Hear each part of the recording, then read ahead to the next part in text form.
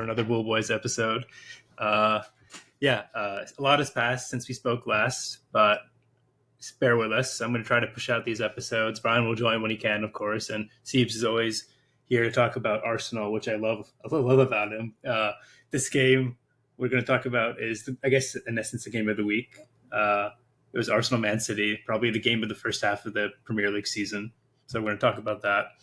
And then after that, we're going to talk about industry.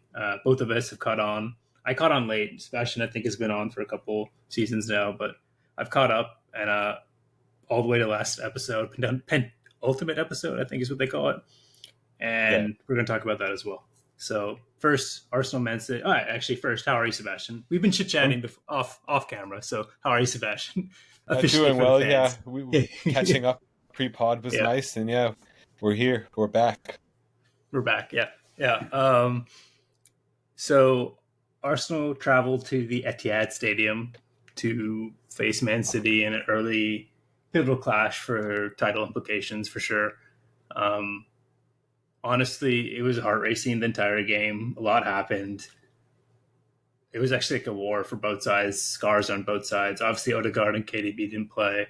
But overall, let me get your first impressions on the game itself, and then we'll go into details of like what happened, the key events, and we can kind of discuss those after that. So, Sebastian, first. Well, I mean, I think the main complaint everybody's going to have is that we were. If you're a neutral, you're robbed of a entertaining match because of the sending off in the end of the first half for what was pretty much a minor infraction. I think I've talked to, my dad's uncle was over yesterday. He's like the only soccer fan in my family, and we caught up and talked about the match, and that was his big complaint. He's like, why would you do that when people are tuning in to watch like what's supposed to be the biggest match of the season? Like, that doesn't need to be a sending off. Nobody wants that to be a sending off. It just ruins the match. But prior to that, I mean, I think if, as an Arsenal fan, I feel like you have to be pretty proud of what they showed. I think if they had stayed 11 men, I think they were on path to actually beat City. Especially when Rodri went down, I don't think City ever recovered from that. And I think that's going to be the long-lasting implication of the match, losing Rodri for the whole season. I mean, that's a really tough one for City to recover from. He does so much for them. He's their best player for sure. Yeah. I was devastated. I was literally sitting over there watching my laptop, got some bagels, was happy to like watch it. I was very excited. And they score early. Haaland from Savio, who is a new signing for them, who's playing really well. Side note, you know, he came from Girona, right? Or Savinho?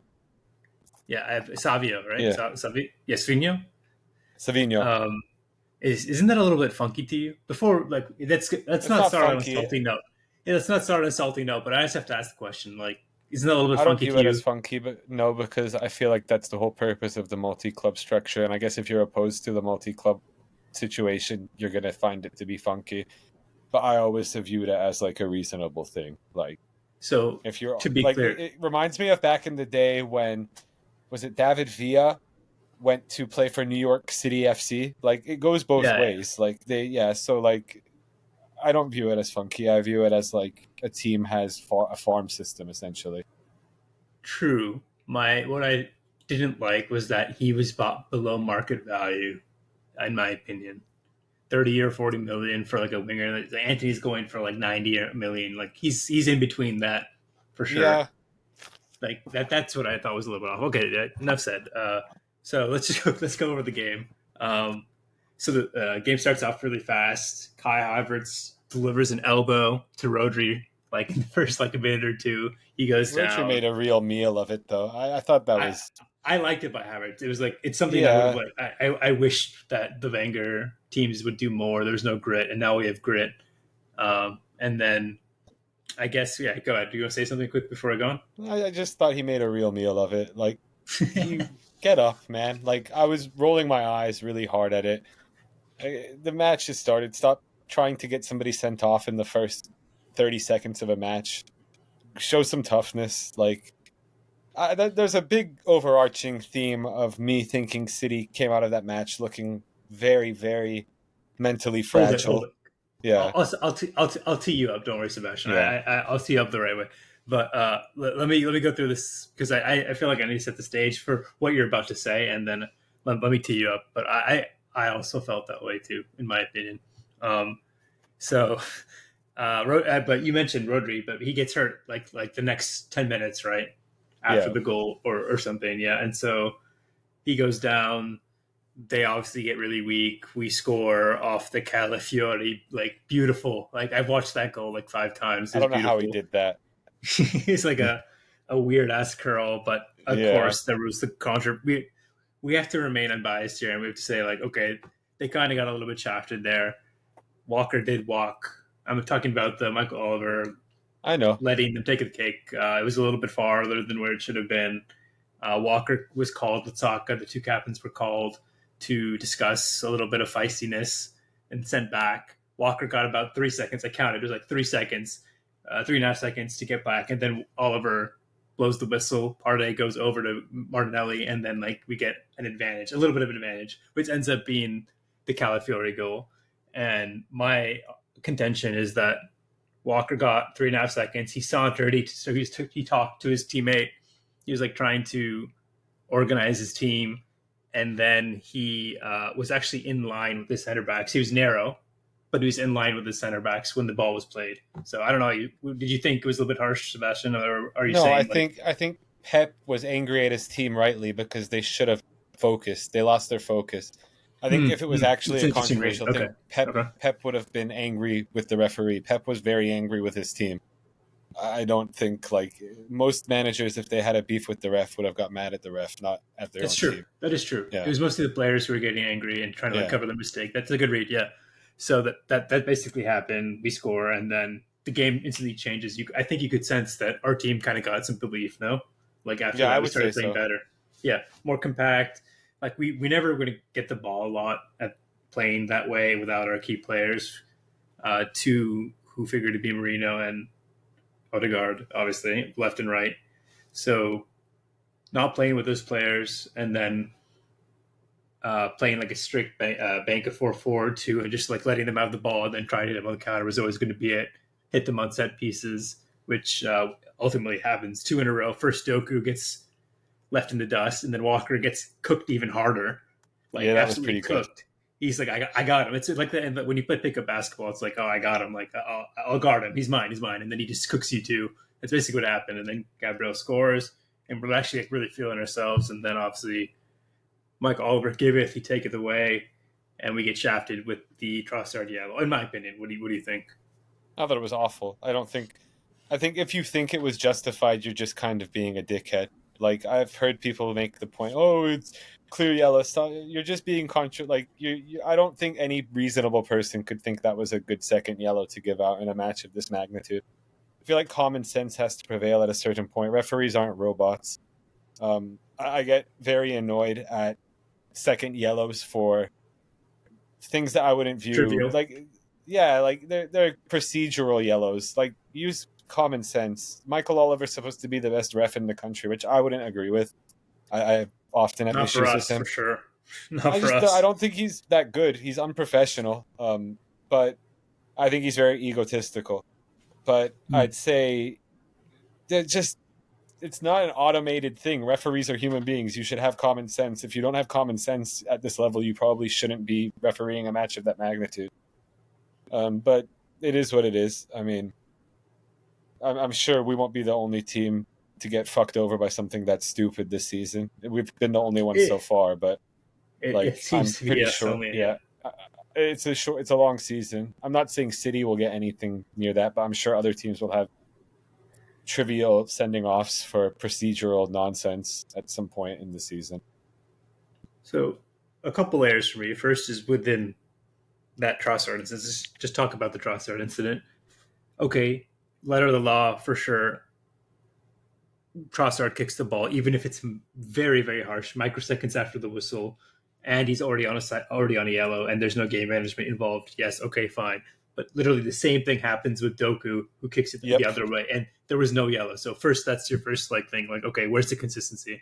Second thing is yes, exactly what you said. If he's already on a yellow, and it's the biggest game of the year. I think Peter Schmeichel's actually said exactly what you said, Sebastian. Like it's the biggest game of the year. Everyone is watching this game, and you just need to like pull him aside and say like it's 1 minute till half, like just chill and not give him the second yellow. So if it's a first yellow, sure you can give it. Second yellow, like use your brain a little bit, and then a There's third layer is it seems to be happening every year that we get shafted out of a couple points because of referees more so than other teams. That's why it's a little frustrating for me and probably for you and for Arsenal fans. But go ahead. there's the incident last year. Who was it on City? They clearly picked Kovacic, up. Yeah, Kovacic Kovacic. clearly picks up his second yellow. They don't give it to him, and the reasoning after was I didn't want to give him a second yellow in a match of this magnitude. So like, which is it? Like, at least be consistent. Exactly. And Exactly. why would we play? I mean, how it was what 6 minutes of stoppage time was supposed to be added in the first half? Like, why were we playing to 8 minutes? Like, it was like a decent amount over what was supposed to be played. Um, I just thought Yeah. a lot of that was poorly managed. Um, I and also, normally. we're talking Yeah. Go the ahead. Go Doku, finish the your thought. Doku, yeah, the Doku kicking away actually impacted Arsenal being able to restart the ball, like the free kick quickly, restart play quickly. Trossard's actually didn't really because that was definitely going to be the last kick of the half, and like they were going to set up and send something into the box. So like, He could have thought like that's like I'm gonna kick it and he'll call the whistle and we'll be done. And to get a yellow is like doubly cruel, right? yeah, it just didn't really make much sense. I mean, Doku's is a lot more nefarious in my opinion. So I mean, we can talk about the second half was like a slugfest. We played such great defense, and like I honestly thought we could do it. I was so happy, like almost to be like to explode with happiness, and it didn't happen. And at the end, 97th minutes, we defended for 56 minutes. No, yeah, 51 minutes, 51 minutes, 51, and then 50, like 52, yeah, 51, yeah, 52. and then 52 minutes, and then boom, like a dagger, and then all the shit afterwards. Haaland throwing the ball at Gabriel, the little tussle into Partey, just like petulant stuff. It was your boy. What do you have to say for him? Anything? Either do you think it was a bad look, and then taunting Holland? Arteta at the end? Yeah, I think taunting Holland can Arteta go at the fuck end. himself. Like, Yeah, I was exactly. Yeah, really, it was. really annoyed with him. He looked like a big moron. Gabriel has owned him. He had one moment with a lapse that actually probably wasn't on the center backs. If you look at it, I think Partey's what caused the run to be able to happen, and then Holland ran in behind. But I'm talking about his goal in the first half. But other than that, Yeah, he's yeah, been locked down most of the time against us. Saliba is kind of his father. yeah. Gabriel For also two is kind of seasons. they're kind of co-parents of Holland. Um, and then I think my new boy Miles Lewis Skelly getting in Holland's face was one Poor of my guy. favorite things. Fuck Holland! Like you're gonna tell a 17-year-old who the fuck are you? You're gonna know who he is I was talking about the eventually. yellow too, dude. The tactical The yellow. yellow, the yellow was cool though. Like you talking about when he was from the touchline when he got it before he got Yeah, subbed into yeah. the Arteta match. said him to get like a yellow and stuff. Yeah, Yeah, yeah. who cares? Like it's fine. But I did like when he tried to break up the skirmish and he got in Holland's face, and Holland said to him, "Who the fuck are you?" And he just didn't really. I mean, it shows Yeah. more about Holland kind of being rattled. I mean, throwing the ball at Gabriel's head was kind of embarrassing. They're the ones Should who have got it. didn't act like the champions. Arsenal kind of did act like they had been there before. It was surprising the way they handled it. Yeah, a win would have really like sealed what I think is happening. But like they're across the board, City players and like redditors or fans, whatever you want to call it, and some weird mix. Been pretty like petulant about the draw and like saying how we're like pretty aggressive and like saying us without respect. And to me, it shows that they're pretty shook. We could have won that game with 10 men pretty closely up down to the last 1 to 2 minutes. We're getting better. Like our Calafiori came in and instantly like it makes a difference. Mourinho, our left side, we're basically getting nothing from our left side this year, and Mourinho should fix that. Odegaard is out. And you can match Odegaard. I think Odegaard to Rodri is more of a match than Odegaard to KDB. KDB is kind of like the icing on the cake for them. But yeah, their team's pretty thin. I was going to say, like, basically the end result of this was bloodbath. Is that it looks like Calafiori might be seriously injured for like a couple weeks at least. Someone said Arteta said today that one of the players injured was out for a couple weeks or has a serious injury. Is I think the exact quote. So that was either Timber, Calafiori, uh, Saka, and Raya, something like that. Like the one of Raya, those. I think, is okay, and Timber, I believe, is okay. I could be wrong, but So Raya's just my gonna assumption was miss. Calafiori. Yeah. It could be Calafiori. Raya's gonna miss the Carabao Cup tie tomorrow, which I'm not overly concerned about. We're playing the 16-year-old in goal. I don't remember his name off the top of my head, Oh, but really? we, I'm excited to watch that. I'm really excited to watch that because I want to see how much. I, I'll I be so upset if we yeah, me too. see Saliba and Gabriel in the back and we see like Saka on the wing or something. I'll be so upset. But that's just me. Um, yeah. So, but just sorry to finish my thought is like, yeah, Calafiori's out. Timber might be out. Raya was injured on their side. Rodri's out for the season. KDB remains out. Um, Foden doesn't seem to be like Foden's in this weird flux where I don't know he's playing a false nine for them or something. Holland, if they have no backup for Holland after letting Alvarez go, they'd be pretty fucked if they didn't have Gundogan. Like if they didn't have Yeah, Gundogan, I'd honestly say we would be favorites or close to favorites. But one Holland injury away, and they're in pretty saucy position. So watch out for that. And of course, Rodri is what makes them fundamentally who they are in the last 5 years. So 4 years at least. So tough for them. We'll see. I feel like it could have been a passing of the torch, but we'll see. And I hope we do well when we face them with the Emirates. What about you? What do you think? it did feel like a Final moment. thoughts. We'll see. I do think, yeah, Arsenal have to be considered much closer than they were in past years. It was a really good result for them. I think City will probably feel good about themselves because they did break through, even though they played quite poorly, and get a result, even if it was not the result they thought they were going to get when they probably scored early on. Um, I think, yeah, they're in a tough position without Rodri. They are pretty thin. I don't see Foden being this unimpactful of a player for as long as he has been. I mean, since the Euros, he hasn't really looked the same. I don't think. I don't know if it's a confidence issue. I feel like Grealish has had more moments this season than Foden has, which is kind of surprising. I mean, Grealish looked really good. I want to The say the reemergence of first. Grealish is surprising to me. I thought they would sell Yeah, him, honestly. I don't think they can afford to sell him because they're thin, like you said. Um, I I, want to I want to I want to say that. Like I want to take that back. They're not thin. It's just that they're like function. They're highly dependent on like one or two key players or three key players. And I think sadly, Rodri is like obviously one of them, and then KDB obviously is the other, and then at the back having Ederson or a ball playing center back is very important to them. And so not having one of these key players is more impactful to them. But if you look at what they brought off the bench, they had like Stones on the bench, they had Foden on the bench. They had like when you compared their bench to our bench, it's way superior. So I should really take that back. They I are think they're thin in like true impact players, though. I mean, like Grealish and Foden, that's really phenomenal for most sides. But yeah, beside, I mean, Grealish. Stones, he had a goal. I don't. I'm not the biggest John Stones fan anymore. I don't know. Um, I think Kovacic, he, I wasn't impressed with what I saw from Kovacic in that match, but maybe I saw it wrong. He tears up like really bad teams when he doesn't have to defend. That's what I read on Kovacic because he's good at like playing the ball and like moving the ball up and stuff when they win it back. But if Yeah, he doesn't have to win the ball, yeah. But I don't know.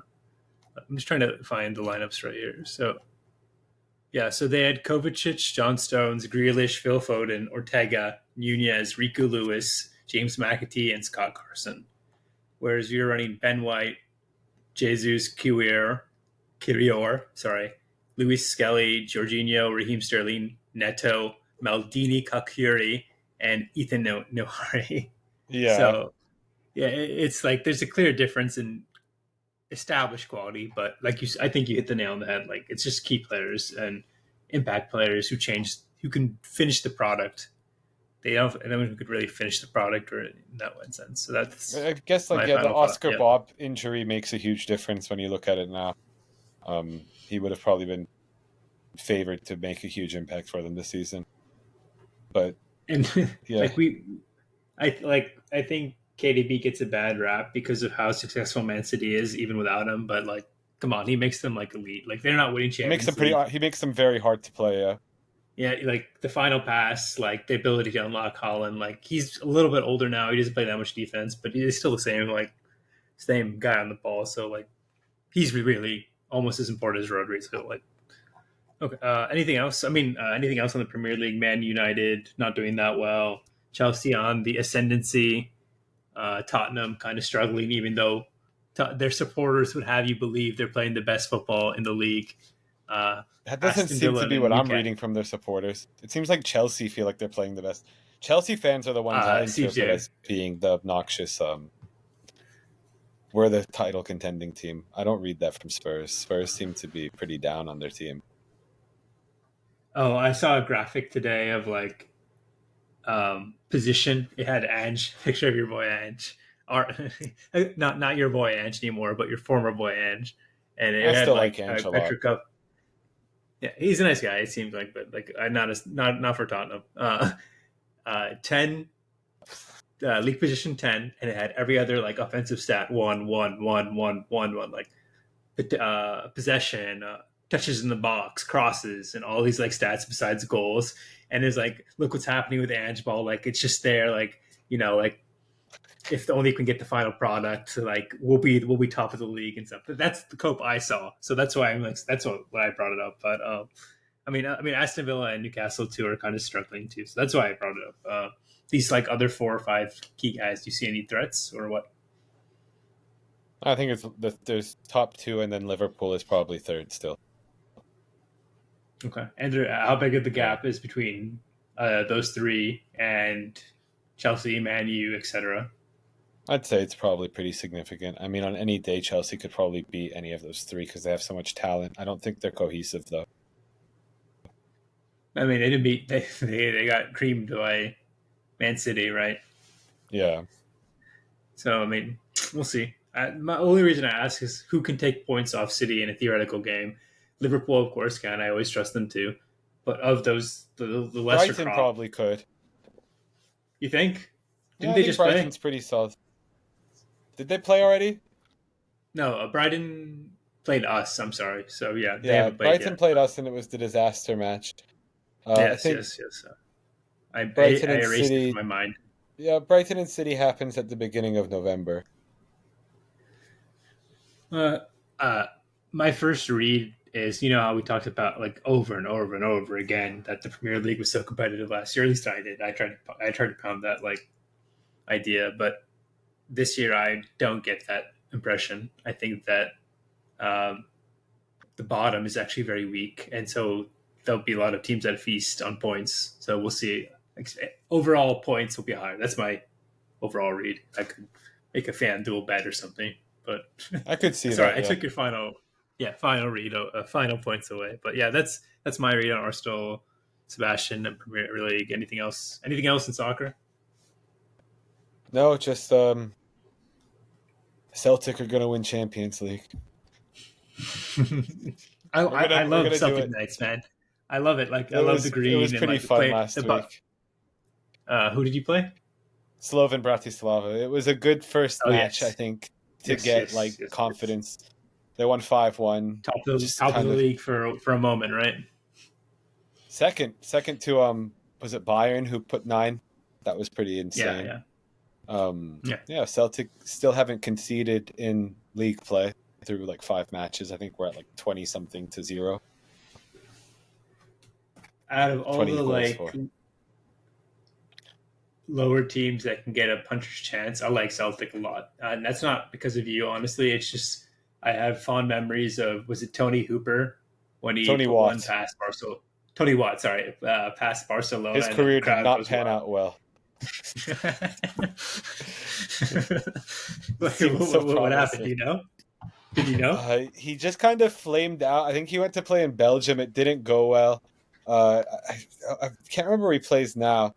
He plays for somebody in the SPL. He plays for Motherwell, so he's like rebounded to be back in the Scottish Premier League, but he's had a hellacious journey. Oh my god, he's really bounced around. Yeah, he went to play in Belgium.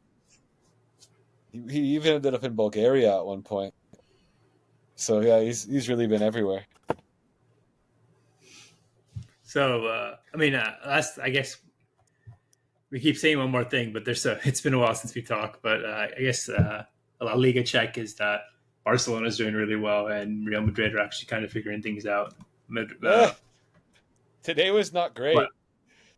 didn't they win? They 3-2. won, but they were up 3-0, and then they conceded 2 goals very quickly to Ah, Alaves, and like were yeah, holding on, and they got booed going off the pitch. W is a W. Yeah, It was a I understand what W, you but mean, like but their defense is worrying to me. They get broken down pretty easily. that's worrying for me because that means they'll come sniffing for Saliba. It's the only natural step up for him. Like anyone else, like I feel like He should. we'd have a lesser We'll have partnership. to do something about this. Yeah, we need to. Like He it's can't. been whispers. We have to win. Like basically, we have to win because if we lose Saliba, everything goes to shit.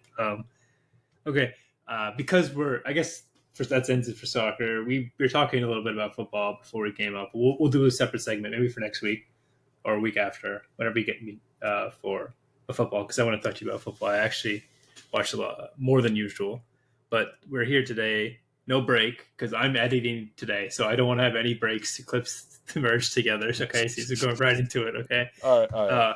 we're going right into it. So industry. Okay, Steve's and I like picked it up this. I started talking to each other about it this year, this season, Yeah, I thought I was the and only when one we who talked, watched it in the group. I'm surprised no one else did. Like, I'm surprised. Like in the group, the Bull Boys group, there's people watch so many shows of different varieties. I'm surprised no one else has picked it up. Like you said, it's on HBO, so it's pretty accessible. But we talked about the Rishi episode, which was crazy. Like uncut gems about a trader. I mean, I'm not gonna start introducing in the third person. Like you should know if you're gonna watch this, you should know who the industry characters are. But it was about Rishi and his crazy like stuff, and then there was the Rob episode, and then the Yaz and Harper episode last, and then we moved into this episode.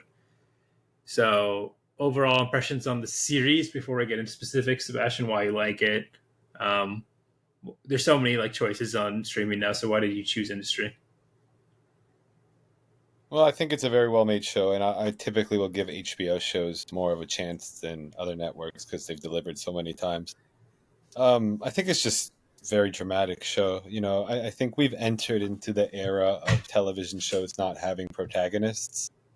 And I think industry is like a good example of that. Like, I'm not really sure. If you root for somebody in industry, I have to question, like, you as a person. Like, I don't really think you need to be picking somebody to root for. It kind of reminds me of Succession, where it's like everybody on this show sucks. And, like, it's just an entertaining show. Like, you don't really need to pick sides. Just watch how toxic this industry they're portraying is. It's just, yeah, it's a dramatic show. I found it entertaining. I thought season one was a really. They've kind of calmed down because season one was wild, where it was just like constantly in the club doing coke and or doing ketamine, just going wild in clubs. It's kind of calmed down and gotten Graphic more. scenes, yeah, a lot of graphic scenes, yeah. Yeah, it's become more of like a plot-driven show. I feel like season one was kind of like more flair, and now I feel like they're really digging in. Do you say It's a it's very plot or is dialogue-heavy show. it's character driven? I think that's you. You're basically Yeah, watching every character. The plot doesn't really matter. Like what's the main plot? Pierpoint, like I guess Pierpoint and that is Harper's true. like short. Like it's mostly about like that's how I would read it. But what drew me to industry is actually I watched clips of Eric, and it's funny because we're talking about Eric a lot today. But Eric has like the first clips of him in the first season. He just like seemed really interesting, and then I watched it, and boom, first episode, Hari dies, right? And it's like, wow, okay, Yes. like this is pretty crazy. So that's what kept me. So now we're at fast forward where a lot of things have happened, and now a season three like snapshot is that Harper and it's at Harper versus Eric, and then you have a Yasmin versus Yasmin basically struggling with the death of her father, which she may or may not have had, she let die basically. And then you have Pierpoint's impending doom with all their shitty financial decisions coming to a head, and they're basically bankrupt.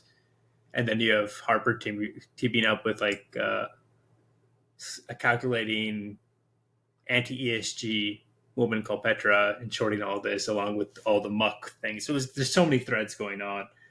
But shall I just go over this episode, what happened in this episode, and then we can kind of talk about it at a greater scope after that? Okay.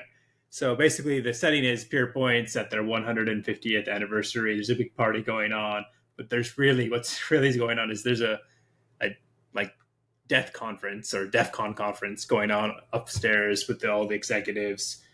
Tom Wolseley, the new CEO, comes in. Adler's there with Eric. He brings along Eric, and they're trying to solve this issue. They basically are calling anyone who will take their call, asking for $15 billion as a bailout, essentially. They call, I don't know who they call first, but then they call the U.S. Treasury, right? And then yes, it's like an old lady who apparently is a reference to someone who's a real life person, right? Our current or former Treasury person, I think. She's on her elliptical. And I thought it was hilarious. I thought it honestly was hilarious, the scene. And she's like, I can't do it. Like, basically, it was a pretty good scene. Big dicking the CEO who's like, who has to put his cup in his hand, or his hand is cup his hands and ask for like a bailout. And it doesn't work. Then they have to pivot. You have two factions who come to a head. You have Will Jimena, who's the CFO who wants to bring in Barclays Investment Group. And then you have Adler, who basically wanted to bring in a Japanese one, Mitsubishi, yes. After nixing the concept of foreign Saudi or like Middle Eastern interests at first. And then meanwhile, Yaz and Rob go to Wales for his interview. There's kind of like a friendship, a deep friendship. It was like nice until like it became a little bit more, but like Yasmin like teases him about not getting with him, and then he kisses her, and then he's like on mushrooms explaining about his new job opportunities, and it's kind of like she needs to get away from the fact that Hani Publishing is trying to force her dad's fraud misdoings on her. And then obviously there's Harper and Petra. Harper basically forms a fund with Petra. They put $500 million on Pierpoint, along with a lot of the like former Pierpoint associates at Goldman Sachs. Money together, and they like are all in on a short that Pierpoint's going to blow up, and their stocks can go down, and they're going to make a lot of money. So they obviously are, and of course Otto and the Muck family are kind of pulling the strings for the British government, but also for this fund. So that's how like all of our threads. Did I miss any, Sebastian? I've been talking a lot, but did I miss any? No, not that I can recall. That sounds pretty accurate, yeah. Okay. And so basically what happens is we see Eric's betrayal of Bill. Harper gets called to go see Otto. Yaz and Robert get into a little tiff. Harper's about to fuck over Petra really badly with her like recklessness in the short. I think that's what gets her called. Like it looks like it's going to go pretty badly because it does not look like Pierpoint's about to go under. That seems to be what they kind of teased that Harper's about to get. Like, sure. Maybe basically a couple steps. Reputation, and then the Robin Yaz thing. That's probably was my favorite part of the episode, because I would say, if there's one person you probably should root for, it's Rob, because he does seem to be like a genuinely nice person.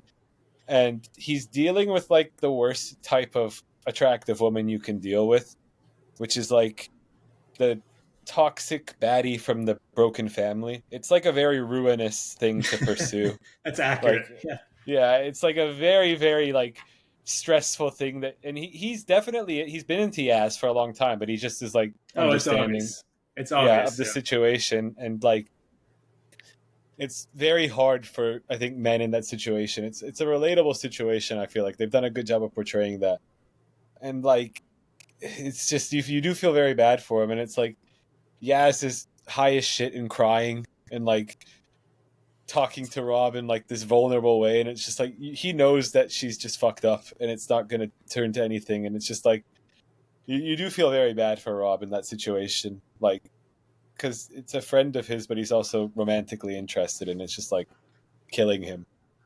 Yeah.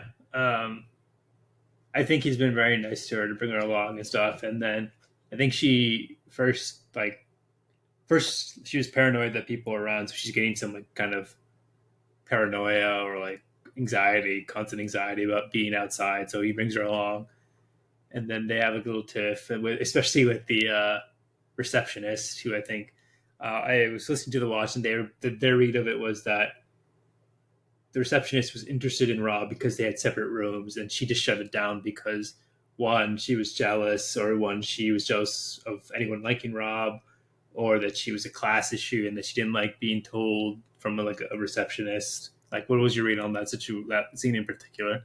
I think that's reading a little bit too deeply into it. Maybe she So, was interested in Rob, but like I also think I don't know. Maybe that is a good. Maybe that isn't reading into it too deeply. That might actually be a good theory. what was the whole point of Um, that scene though, with like the kettle and like her being like pretty frankly bitchy about it and stuff? I think Like, it was Yaz being spoiled and expecting to have a kettle. so it was more. It was about a class thing, like right? But I think there's probably I don't know. I feel like that lady was just making small talk, and Yaz maybe felt vulnerable about it and made up a weird lie. Also, she could have just been fucking with her. I don't think that Yaz probably viewed her as a threat, because I'm not sure Rob would have got with her. Like, I don't mean to be a dick. She didn't seem to be Rob's type. Yeah, that's what makes it even more petty. Like, it puts her in a bad light, anyways. Because I know, yeah, Robert was just being perfectly polite as a gentleman, because he knew he was a working class guy. So I don't know. Exactly. So yeah, like you described, the mushroom freak out, the scene with Robert, and then they come back, right? And then I forgot how that thread ends. They leave Do you the know? hotel, and Yaz makes fun of the woman's Libra tattoo. Okay, that's it. No more scenes from them, right? I don't think so. They may have had. Okay. They might have had one, but I don't believe it was super consequential. Okay. So let's get back to like the two. I suppose. I guess there's another thread, but I keep saying thread because it's easy. It's With the like Rishi that. thread with Anraj. Yeah, Anraj and Sweet Pea and stuff. Yeah. Like I found that was my favorite. It was so funny. Like I really enjoyed those two, Anraj and Sweet Pea in particular. But let's talk about the serious ones, which is Harper and Petra, and Otto, and then Eric, Adler, and Wasley, and etc. So which one do you want to talk about first? We can. I feel like the second one is much more important than the Harper one, so I feel like we Okay. should save Bill and Eric and Tom, and that for probably the last thing we talk about. Yeah, They are intertwined, of course, but aside, like, so Harper and Petra, like, in the little tiff, she comes to her house. She explains that, like, I got this through what, insider information? Is that the yeah. right word? So insider trading, I guess. So Petra kind of freaks out. She calls Otto. Otto picks up Harper, and that's we don't know. People suspect, like, I think one thing I want to talk about. I guess here's a good place to pause before we go into the Eric and Peter stuff or Adler stuff. But like a lot of industry is, well, you know why I know it's a good show is because a lot of it's very predictable. A lot of people have like called things. I mean, I go to the one place I go to is our industry, and look at like threads and like people's comments, and a lot of the things have been called way before they've happened. In particular, I wrote the ones that I just off the top of my head when I was like doing a little prep, but things that I didn't even do like any deep research on Reddit. I just off the top of my head, what I found was like people called Adler had a serious medical issue when he repeated himself. They called Eric betrayal of Adler because of this. Yaz killing her father and or letting her father die, like and or the parallels to Maxwell's, I think has been pretty well known for a while. The Pierpoint bailout from the Saudi guy, why he was placed earlier in the season, and then Petra ratting out Harper at some point, which happened this episode, and then which leads us to this what we were talking about before. I think what happens with that whole end of a Harper Petra storyline is that Otto sides with Harper, and Petra gets kicked out. You saw it the other way, though, Sebastian. Is that fair? Yeah, I would say it's another instance of Harper burning a bridge. I feel like they Interesting. maybe that. Yeah, because I feel Otto's like pretty ruthless, man. yeah, but this is a little different than being ruthless. This is like something that could get you into serious legal trouble. Um, maybe he'll take The Harper's guy side. who's trying to pick the prime minister behind the Would kind of scenes. suck if he takes Harper's side. I feel like Harper needs to get some comeuppance at the end of the Oh, I season. agree. But don't you think it has to She's come from Eric? no, I think Harper needs to be left like borderline homeless. I feel like that's what she deserves based on the way that she's acted this season. I feel like she needs to be broken again because she just never learns her lesson. I mean, we saw Eric broken. He's broken the entire half of the season, and he ends Yeah. up on top. So let's talk about anything else on Harper. I guess. Well, I don't think we'll I get what I'm. You might be right because this show does seem to view Harper as the protagonist, even though I think you'd have to be a fucking crazy person to oh, view her as a heroic figure. I think it's just a little, to be frank, short term thinking because they just got ready for the fourth season. Her comeuppance, as you said, is going to come and it's going to come hard. But I don't think it comes right now. I think No, she I feel might like, get a but little I bit feel like grittier. you could probably build Harper back in the final season. I would assume Oh, I 4 see. is the final season. Okay, I don't know. Maybe you're right. Maybe you're right. If that's the timeline, and they didn't know. So when they had this planned, you're right. They didn't know that they were going to get a fourth season, right? Yeah. So in theory, they should have some sort of resolution here. You're right. Okay.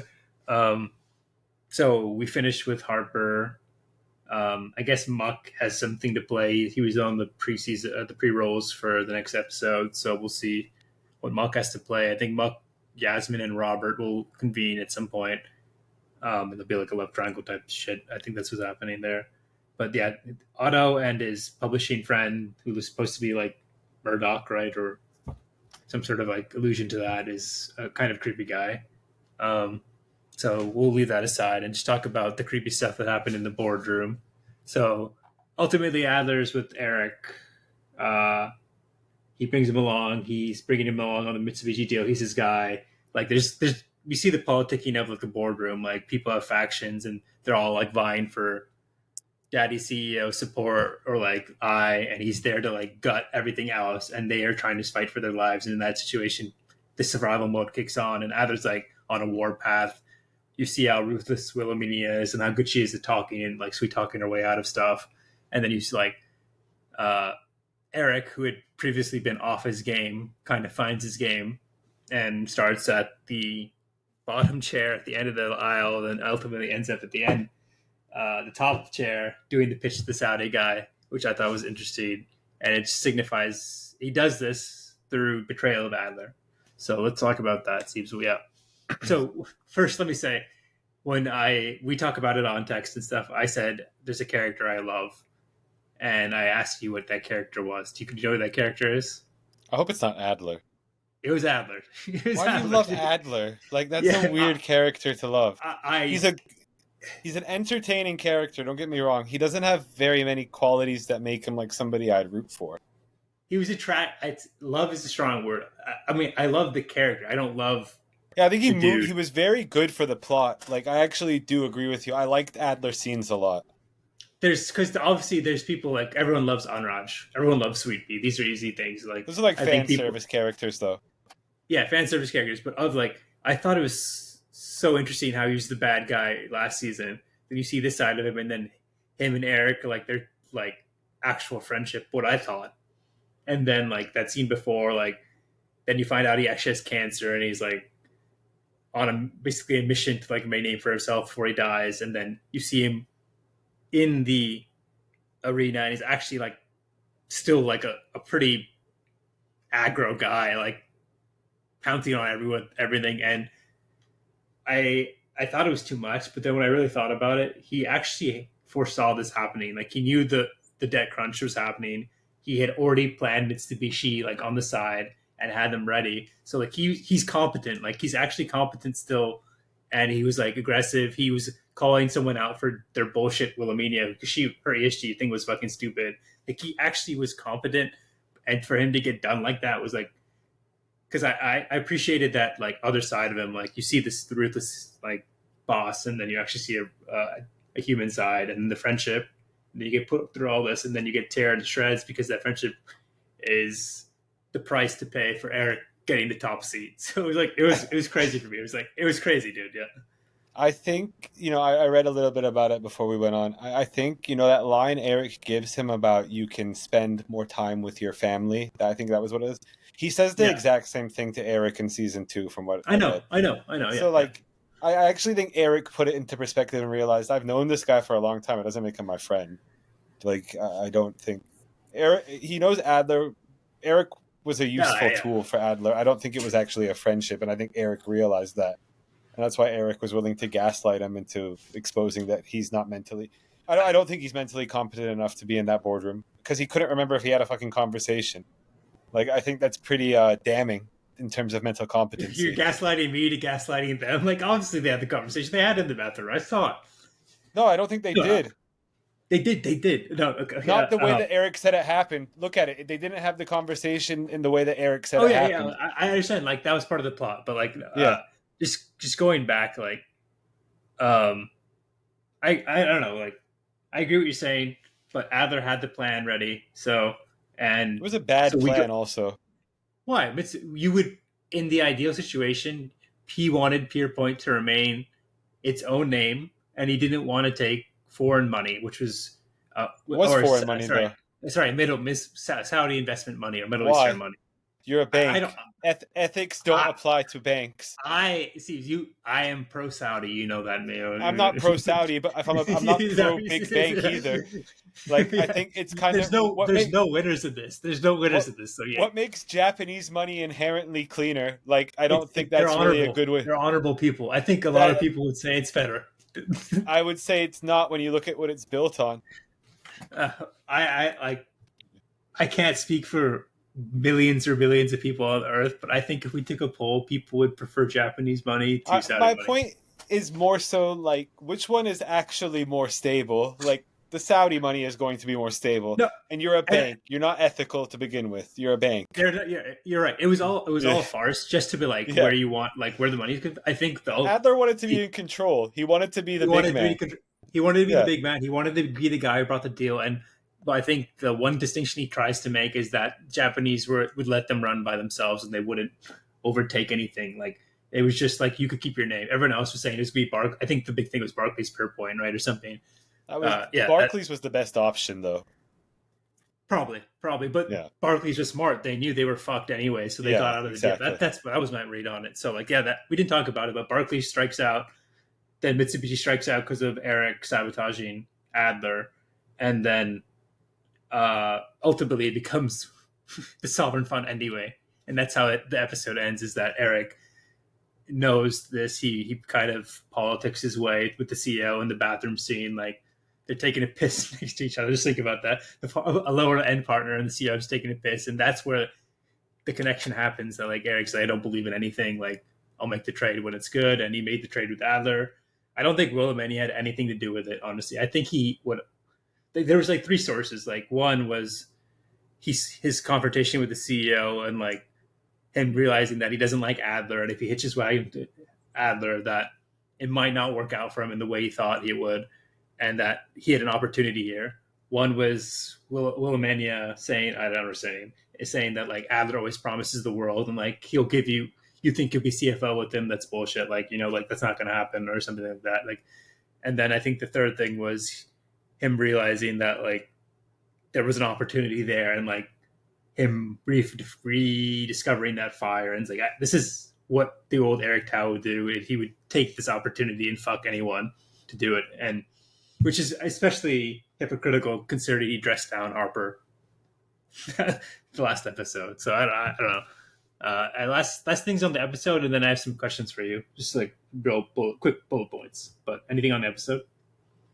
No, I think the Harper point actually is interesting. Maybe she made him realize that he had become soft with what she said to him. He was soft, dude. He was fucking soft. He was weird and creepy for the first half of the season. And then finally, he had nothing from the first season. Yeah, it was a little weird. The jacking off. A little bit fucking weird. But is that what divorced men do? Is that what happens to them? I don't know, man. I don't want to get into that. Maybe it is. We don't know. We don't know from we've never lived it. Maybe Thankfully, Eric is acting normal. thankfully, Yeah, yeah, but I think Eric made the right choice. Like he finally realized this is a self-interest business. I have to be in it for myself. yeah. And it was great. He basically, I feel like he figures to be like on the CFO track, if not CEO track. I mean, if one else leaves or something, I don't know. So questions or like little nuggets is we talked about the U.S. Treasury woman. I thought she was hilarious. What was your read on Yaz this episode? We didn't talk much about her, but she's a central character. Like, do you think she's going to stay with Rob? Will she go with him to California? She's faced with the No, question about her lawyer and like fucking being the poster child of deceit and corruption or whatever, or fighting it in the courts and fighting Honey Publishing who were complicit. So, which one is it? I think she's just kind of broken, and I hope there's some resolution with the final with resolving the case at least. But I don't think there will. I feel like it's a very good storyline that they can drag out. Um, I, yeah, I don't know that they need to wrap that up because I think it's probably the most interesting storyline she's had, honestly. One season of her being like depressed, sad, and like smoking cigarettes is enough, man. Doesn't have to go on for two That seasons. part I think is true, but I feel like wrapping up the whole trial doesn't need to be necessarily. No, but what do you think Yeah, is going to happen? I know it's not whatever. Like it's going to happen in the next episode. It's I understand, I but don't think what's she stay. I don't think she gets with Rob. I feel like Rob is too smart to let that happen. But who knows? even though he gave her a little. It was like she sleeps in his bed and like snuggles a little bit. I think a little peck on the like lips is not real. It can still be platonic in that sense if you're that far Yeah, gone. So I didn't really like. I don't know. So you don't. Okay, that's fair. So then, will she? What will she do? Will she take the deal, or will she fight it? I think she's gonna fight it. Okay, she's gonna fight. Okay, so next season will be some resolution of her rediscovering herself and fighting the case and winning, hopefully, or Actually, something. since you might be right because they didn't know that it was gonna be renewed, they may wrap that up. That's true. Yes, Yeah, yes, yes. Okay, okay. Um, so the Eric decision, I think I offered why, a couple of reasons why. What tripped him off? What do you think was the main? I think you said it earlier, but just reiterate for a little summary at the end. What tripped him off to betray Adler? well, he What realized moment in the scene? Adler was getting really weirdly emotional about things, and I think it also kind of gave Eric an open to realize that Adler definitely wasn't totally mentally competent. Oh, But he's known Adler for a while. you thought so when he corrects him and he misses the word And launders he or already something. he knew that Adler had the tumor, didn't he? I think Adler had Yes, told him. Yeah. So he Eric. definitely Eric saw an opening because Adler was not being he was not that sharp in those meetings. I mean, he was getting really emotional about things that didn't really need to be that emotional. And then he was freaking True. out about his one tiny mistake. And Eric saw that as like an opportunity to pounce on that because it was like, look at this guy. Like, he made a small mistake and he's acting like it's the end of the world because he knows Adler is very anal and like You extremely think he was that meticulous about calculating things. at that time? I thought his eyes Yeah, were I kind was of like it was like a wide eyed, like bushy Eric. I tailed think he moment. pounced. I think he pounced on it. Yeah, in that moment and realized because he was already plotting against him, and then he realized when Adler was freaking out about a small mistake, it was like, all right, this guy, I can get him out of here right now. I think the conventional knowledge out there, maybe if we take up another poll, would be that it'd be the Wilhelmina scene when she like converts him and says like, "Oh, like he makes false promises or like promises he can't keep." I think Yeah, that's what most people think. What I think is it's the CEO situation in the room when they had a brief like discussion about he doesn't believe anything and it clicks in his mind that he's a traitor at heart and he's got to make a trade here and the CEO gave him an opening. That's what I thought. I think There's that's many probably could be true. No, I think it all contributes. Don't get me wrong. I yeah think yeah I think I so don't too. think it's a one thing. Yeah, I don't think it's just one thing. Okay, and then uh, I have a thing for Petra. I just have to put it out there. I find her very attractive. I find Yeah, I don't disagree. the cold, careless, calculating, but just like competent, like I woman. don't find the personality to be attractive. Oh, you just find the looks. Okay, very Yeah, interesting. she's a nice looking person. Yeah. This I okay. No, it's okay. Okay. I'm glad you agree. That's all I say. Yeah. So that's that, and then I want to just give a call back to Rob, the Rob walkout with the Celsius last episode, which is probably the peak scene for me this episode, this season. Do you remember that? No. What did he do? Oh, dude, it was so funny, dude. Last episode, Sweet Pea's like talking to Anraj in the coffee room. He's like, "I need to tell someone that we're fucked." Then Rob walks in, grabs a Celsius, and Sweet Pea's I like, do remember the scene. I didn't realize he grabbed the Celsius. he grabs a Celsius or like something like that, and then he walks out with like such a sway and bravado. It's after the ayahuasca, so it's so funny to me. After all Rob's been through, it was hilarious to me, honestly. But I need to put it out there that I laughed out loud during that scene. So I felt you. I thought you would agree, but that's sad. I don't remember it totally. I mean, I'd have to go back and look at it. I do find most Anraj and Sweet Pea scenes to be quite comical, so I probably did laugh. But yeah, shout out to Anraj and Sweet Pea. I think do you think Anraj is crushing on Sweet Pea, or is it truly platonic? Because I hope it's truly platonic, because that would be one of the few redeeming, like, wholesome things in the show. I think it's probably truly platonic because Anraj kind of made an ass of himself when he got high on ecstasy in this last episode. Do you think a nice young Indian boy would take ecstasy unless he was into the girl like that? I think in the finance world, when you think your company is about to go under and you're going to be left, it's not going to end well. No, I think Anraj he'll land on his feet. He's a competent young man. I hope so. That stuff's really cutesy to me. Last thing I guess we'll talk about is Muck. So Muck makes his appearance last episode. Any read on what he's going to do and what's going to happen with him and his family? No, I don't. They didn't give us enough of him, I feel like. So my one thing was that I think Otto's going to side with Harper. And then Yasmin will be forced to get with Muck again because his other guy, I can't remember his name, Otto and someone else, right? The older old guy, but like the guy who runs the publishing, basically the son in the mirror. He said he would help her with the publicity if she got back with Muck in an implicit way on like that phone call. So I think that those two things are going to happen for that, and Rob's going to be left to dust, and he's going to leave to California. That's my read. We'll see, though. I could see that. I don't know if Rob's an important character. I don't know that they're just going to send him to California. That'd be sad, but yeah, or he's going to die. People too much like, yeah, it's going to be bad. And I don't know what's going to happen with Eric and Harper. At one point this season, I thought Harper was going to die. I don't think she's going to die anymore. There's no absolution for her. She's going to win in the end, and that's to be the whole anti-hero thing. No, but I also just thought she was gonna. Yeah. There was an arc where I could have seen her dying, like a few episodes ago. I don't see it anymore. Yeah. Yeah, I think. Well, Rishi's gonna die. Vinay's gonna beat the shit out of Rishi.